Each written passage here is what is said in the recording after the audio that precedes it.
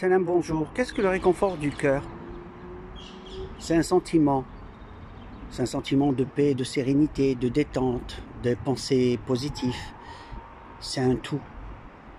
Qu'est-ce qui peut nous amener à ce réconfort? Le style de vie, la nature, être dans un environnement paisible, être de bonne compagnie. Par contre, c'est vibratoire ces sentiments. Cette lumière qui est dans nos cœurs de partage. Mais il y a une lumière que Allah nous donne. C'est une lumière de paix, de sérénité.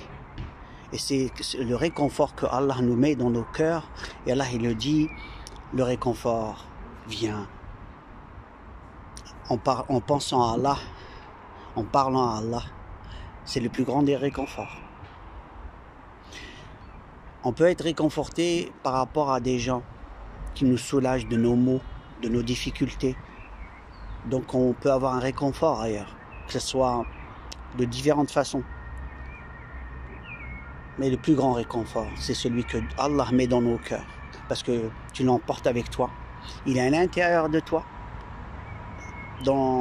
Même quand il y a des cas difficiles, quand on l'a, on est réconforté dans nos douleurs ou dans nos bonheurs et on a encore un plus.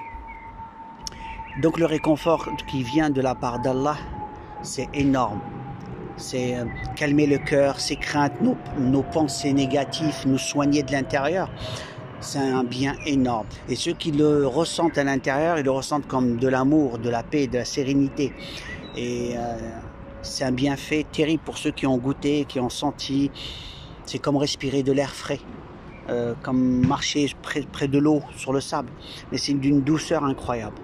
Et cette douceur, quand on la connaît, on veut qu'elle ne parte jamais.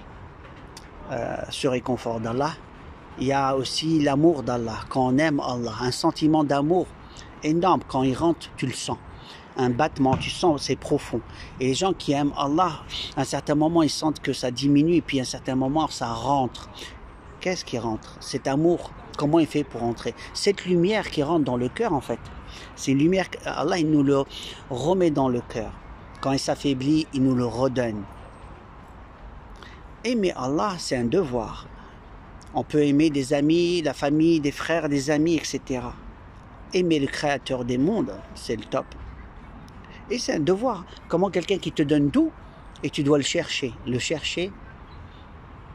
par le biais de sa création. C'est le créateur, on ne le voit pas, mais il est là. Et c'est cette communication vibratoire entre toi et lui qui fait que c'est un bien-être énorme.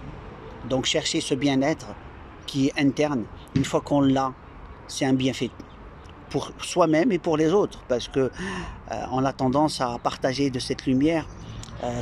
Quelqu'un de sage, il la partage. Quelqu'un qui a de la bonté partage cette bonté.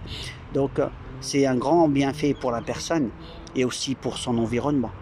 Alors je partage cela, je vais faire un live juste après. Je vous dis à plus, salam.